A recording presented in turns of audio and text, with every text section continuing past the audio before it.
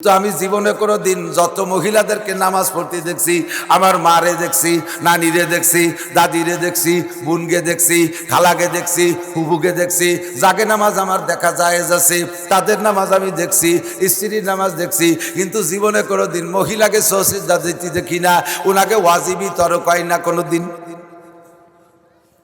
ইমাম সাহেব সসিজদা দেয়, মৌলবীরা সসিজদা দেয়, পাবলিকই কোনোদিন সসিজদা দেয় না। যত ভুল সব ইমাম সাহেবের হয়, পাবলিক সাধারণ পাবলিকের সসিজদা ওয়াজিব হয় না। মসজিদে ইমাম সাহেব সসিজদা দিয়েছে, মুসল্লি একটা নব মুসলিম নতুন মুসলমান মানে নতুন নামাজি, ওকা হুজুর আমি 3-4 বছর নামাজ পড়তেছি, এ শেষেতে অর্থে দেখি না কেউ নেই, এ কি এলেন এরম নামাজ তো কেউ পড়তে। আমি তো গ্যারিসনে পড়ছি, ক্যান্টনমেন্টে পড়ছি, বাইতুল মুকাররম পড়ছি, বা কাকরাইল মসজিদে, কোনো হুজুরকে অর্থে তো সংক্ষেপে ওরে কয়ে দিয়ে নামাজের মধ্যে ভুল হলি সসেজদা যে সারতি আয়। ও হো দেখতে পারলো, এটাই তো আমার ওয়াইফ প্রায় সসেজদা দিতে হবে, শিয়ে ফেলাইছে। কয়েকদিন পরে উডিও সসেজদারটা দেশে ইমাম সাহেব দর্শক, তুমি আজকে কি জন্য দিলে? কয় যে খালি কি আপনাকে ভুল সসেজদা ছাড়ে, আমাকে ভুল সারে না? আরে সারে তো, ভুল কি তাকা? কয় যে আমি নামাজে দাঁড়ায় মনে রেখে যে অজু নাই। আপনি পান খাওয়া মানুষ যারা আছেন, পান খাওয়া পানিও যারা আমার মতো পান পার্টি, পান খাইছেন, হাতে চুন লাগাইছেন, আঙ্গুলি চুন নিয়ে আঙ্গুলির মাথায় চুন লাগা আপনি পান খাইছেন, নখটা একটু লম্বা ছিল, নখের গোড়ার ভিতরে চুন চইলা গেছে, ওই চুন ওই জায়গা শুকনো হয়ে লাগিয়ে আছে। মাগরিবের আগে অজু বানাইছেন, ওই চুনি শুকনো চুনির নিচে পানি যায় নাই, আপনার অজু হয় নাই।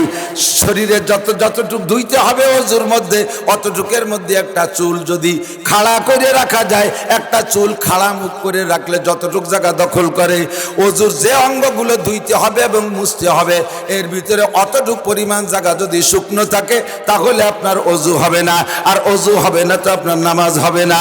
আল্লাহু আকবার পড়ছে আপনার কতটুক নামাজের ভিতরে কিরাত রুকু সিজদা সব বড় বড় ঠিক আছে, শুধুমাত্র ছোট্ট একটু বাল্ব টিউব পড়ে গেছে আঙ্গুলের নখের ভিতরে, আপনার একটু চুন মাখায় থাকার কারণে অজু হয় নাই, নামাজ হবে। কাজেই যখনই চুন খাবেন কাঁচা থাকতে থাকতে আঙ্গুলটারে ধুয়ে ফেলবেন। মাঝে কিছুদিন কাল দুনিয়ায় রুটি ছিল না, আমাদের ছোটবেলায় গরিবরা রুটি খেত, বড় লোকরা ভাত খেত, আল্লাহ সবই পাল্টায় দিছে। বর্তমানে গরিবরা ভাত খায় আর বড় লোকে রুটি খায়, ঠিক না? দৈনন্দিন সবই পাল্টে যাচ্ছে। এখন রুটি বানায় প্রত্যেক বাড়ি, মা বোন যারা রুটি বানায়, রুটির আটা সেনার সময় নখের মধ্যে আটা ঢুকে গেছে, ওই আটা শুকায় গেছে, নখের মধ্যে থাকা অবস্থায় রুটি সেকছে, আগুনের তাপ লেগে আরো টাইট হয়ে গেছে। এই শুকনো আটার নিচে আপনার অজুর পানি যায় না। আপনি গোসলও যদি করেন, এই নদী সম্পূর্ণ ডুবাইয়া যদি আপনি গোসল করেন, তারপরে আপনার শরীর পাক হয় নাই, ওই অবস্থায় নামাজ পড়ছেন, আপনার নামাজ হয় নাই। এক ওয়াক্ত নামাজের বিনিময়ে আপনাকে 230 কোটি 40 লক্ষ বছর জাহান্নামে পোড়া লাগবে। এর একটা মাসালা জানার দাম 60 বছর না 60 লক্ষ বছর নফল ইবাদতের চাইতে দামি। আল্লাহু আকবার, আমার দিক তাকান। এরকম মাসালা আপনার জিন্দেগিতে অনেক আছে। প্রত্যেক 4 রাকাত বা 3 রাকাত ওয়ালা নামাজে 2 বার বসা লাগে। কয়বার? 2 বার বসা লাগে। প্রথম বইটাকে বসার পরে প্রথম বইটাকে আত্তাহিয়াতু পড়া তৃতীয় চতুর্থ রাকাতের জন্য উঠে যাওয়া লাগে।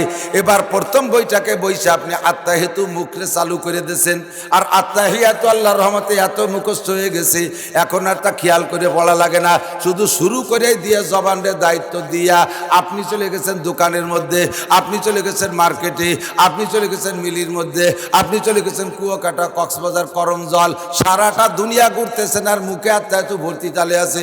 2 রাকাতের পরে আত্তাহিয়াতু পড়তে যাইয়া পড়বেন আব্দু ওয়া রাসূলু পর্যন্ত। কতটুক একটু বলেন?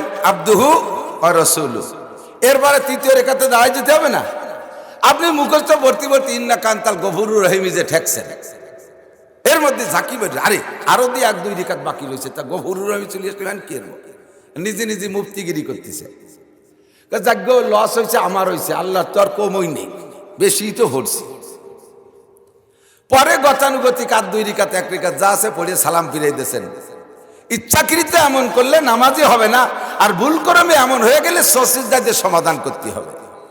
কতক্ষণ? সসিজদা দিয়ে সমাধান করতে হবে। কতটুকু বেশি বললে সসিজদা দিতে হবে? দুরূদ শরীফের থেকে আল্লাহুম্মা সাল্লি আলা মুহাম্মাদ আব্দু রাসূল পড়ার পরে দুরূদ শরীফের থেকে যদি আল্লাহুম্মা সাল্লি আলা মুহাম্মাদ এতটুকু বেশি পড়ে ফেলেন, এতটুকু বেশি পড়ে ফেলেন, তাতেই আপনার সসিজদা ওয়াজিব হয়ে গেছে। গফুরুর রহিম পর্যন্ত গলে একই মাসালা। 5টা সসিজদা ওয়াজিব যদি ছুটে যায় নামাজের মধ্যে, তাতে একবার সসিজদা দিলেই যথেষ্ট। আপনি জিন্দেগি ভরে এরকম ভুল করে যাচ্ছেন, কোনোদিন সসিজদা দেন না। মসজিদের ইমাম সাহেব মুসল্লিদের জিম্মাদারি নিয়ে দাঁড়ায়, আমার দিক তাকান, কিয়ামতের ময়দানে এই সকলের সর্বপ্রথম হিসাব হবে নামাজের। এই মহল্লার মুসল্লিদেরকে ডাকবে, এদিকে আসো, সেনাটি এই পাড়ার মুসল্লিরা আসো, নামাজের হিসাব দিয়ে যাও। সারা জিন্দেগির নামাজের হিসাব সুন্দর, হঠাৎ করে একদিন মাগরিবের নামাজ নাই, একজনরে ডাকছে তার নাই, আর একজনরে ডাকছে তার নাই, আর একজনরে ডাকছে তার নাই। এবার কি ব্যাপার, গোষ্ঠী শুদ্ধ কোন জায়গা গেছিলি? মাগরিবের নামাজ পড়িস নাই কে? আপনারা বলবেন আল্লাহ মাগরিবের নামাজ তো পড়ছি, তোমার ফেরেশতারা লেহি নেই। ফেরেশতারা কথা কবি না, সেটা আমাদের নাম কিরামান কাতিবিন, আমরা সম্মানিত লেখক। যদি আমরা এরকম 2 নম্বরই করতাম লেখার ভিতরে, তুই নামাজ পড়বি আর আমি তা লিখবো না, যদি তাই করতাম 2 নম্বরই করতাম, আমাদের উপাধি ঠিক থাকতো না। আমাদের নাম হলো সম্মানিত লেখক। তুমি নামাজ পড়বা আর আমি লিখবো না, এটা হয় না। আমি যে নামাজ পড়ছি তার সাক্ষী আছে। কয় কিনা সাক্ষী? কয় বল কাকা। বল কাকার এটা কিনেছে, কি নামাজ পড়ছে? কয় হ পড়ছে। কয় যে আমার সামনে দিয়ে পড়লো, তা ওই নেই কি করে জানি না। আল্লাহ কয় তাহলে ওর বল কাকার খাতা দেখ, যে বল কাকারও নাই। এবার কয় আল্লাহ আমিও তো পড়ছি, ও আমার সাক্ষী, আমি ওর সাক্ষী, তোমার ফেরেশতারা লেখি নাই। এবার কয় আমাদের সবাই সাক্ষী আমাদের ইমাম সাহেব। ডাক দে ইমাম সাহেব রে, ইমাম সাহেবেরা কি নামাজ পড়ছে? কয় হা পড়ছে। খাতায় কেন লেখে নাই ফেরেশতারা? কয় সেটা তোমার ফেরেশতাদের ব্যাপার। আল্লাহ কয় তাহলে ইমামের খাতাটা আগে দেখ। এবার ইমামের খাতা দেখে, তাতে ইমামেরও মাগরিবের নামাজ নাই। এই খেপে গেছে মুসল্লিরা। 10,000 টাকা বেতন দেই, 30টা বছর আমাকে মসজিদে নামাজ পড়াইছো, খাইয়ে পেটটা তো আকাশে বাসাইছো, আর এইরকম ফাঁকি ফুকি দিয়ে আমাকে বিপদে ফেলাইছো। নামাজ চাই ইমামের কাছে। এই পাবলিকে আন্দোলন শুরু করে দেয়। মিল এলাকার পাবলিক তো আন্দোলনে তো বাঁকা লাগছে স্লোগান দিয়ে। আল্লাহ কাজে পাবলিক টেয়াওয়াল্লাহ কি দিয়ে টেয়াবো? বা ইমাম সাহেবের আমল নামাজ থেকে প্রত্যেকে একা ওয়াক্ত মাগরিবের নামাজ দাও, ওরা আগে যায় জায়গা মতো যাক, পরে ইমামরে ধরো মোড়ন দিয়ে। ইমাম সাহেবের হই নাই কেন? ইমাম সাহেব আসরের নামাজ পড়িয়া ফাঁকে যে পেশাব করছে তা মনে নাই, গেছিল এক জায়গায় মিলাদ পড়তি, এর মধ্যে আজান দিচ্ছে, সেই মনে নাই মধ্যে যে আইছে মাগরিব ওযু আছে মনে করে দাঁড়াই গেছে। বিনা ওযুতে নামাজ পড়লে নামাজ হবে? ইমামের হই নেই মানে গোষ্ঠী শুদ্ধ কে রই নাই। ইমাম সাহেব 4,000 5,000 10,000 টাকা বেতন খাইয়া এইরকম মহাবিপদ কাঁধে করে নিয়ে নামাজে ইমামতি করে, তাহলে ইমাম সাহেবের কি পরিমাণ সতর্ক থাকা লাগে? ইমাম সাহেবের কি পরিমাণ সতর্ক থাকা লাগে? এত সতর্কতার ভিতর দিয়ে মাঝে মাঝে ইমাম সাহেবরা সিজদা দেয় কি দেয় না? দেখছে না, দেয় না?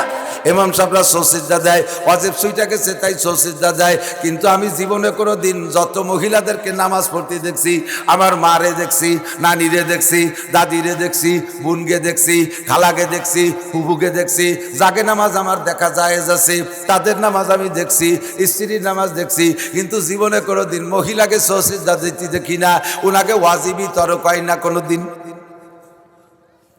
ইমাম সাহেব সিজদা দেয়, মৌলবীরা সিজদা দেয়, পাবলিকই কোনোদিন সিজদা দেয় না।